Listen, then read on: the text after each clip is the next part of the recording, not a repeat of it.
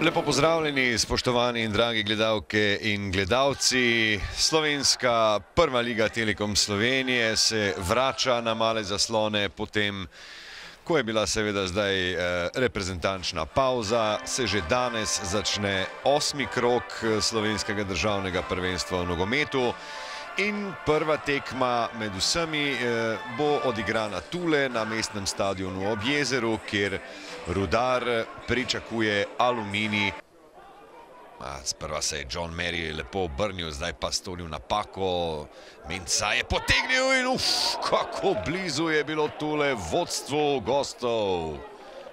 Mario Jurčević lepo zdaj nazaj proti Škofleku. To je bil najbrž kar strel v vrata.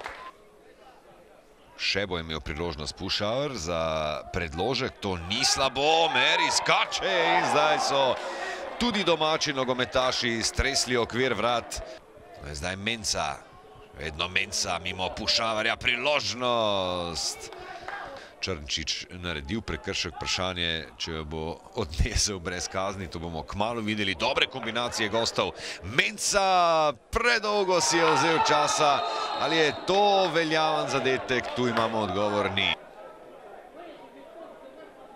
Ja, slab timing. Morda za hip predolgo pri žogi, pa tudi brez ideje. In Aluminij je lahko reagiral še enkrat. Nunić!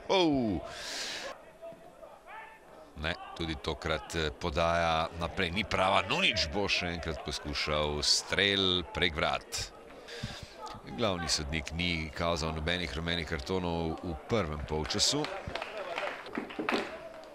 Damjan Trifković bo tole izvedel, tokrat visoka podaja, ni slabo, spet je najviše skakal Klemen Bouha. Pušauer. Dobro, Pušauer, Mary je nekako uspel zadržati žogo, še nevarno, takole poskuša z močnim, toda zanj žal strelom po sredini, Jakob Novak. Še bo imel delo, kajti Mary je zdaj prejel žogo v neposredni bližini gola. O moj bog, kaj tule Maryju ni uspelo zadeti in potem na koncu še obramba Kovačiča. Z nikomer še ni remiziralo. Trifković je odlično tam Tahiraju ukradel žogo. Radić je potegnil naprej. Ponuja se tudi Mary. Nova priložnost. Novega Rudarjevega napada še ni uspelo preprečiti. Nova priložnost!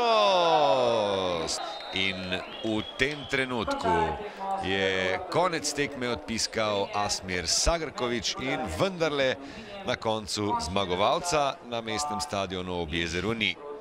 Ne spodbijam jim želje, ne spodbijam jim truda, toda v enostavnih situacijah moramo bolj enostavno odigrati in potem pa bojo prišli tudi boljši rezultati. Vseeno mislim, da je bila tekma res dobra, z veliko tempa, z veliko priložnosti, žal na koncu pa 0:0. Vrlo zanimljiva utakmica sa obe dvije strane, puno priložnosti sa obe dvije strane.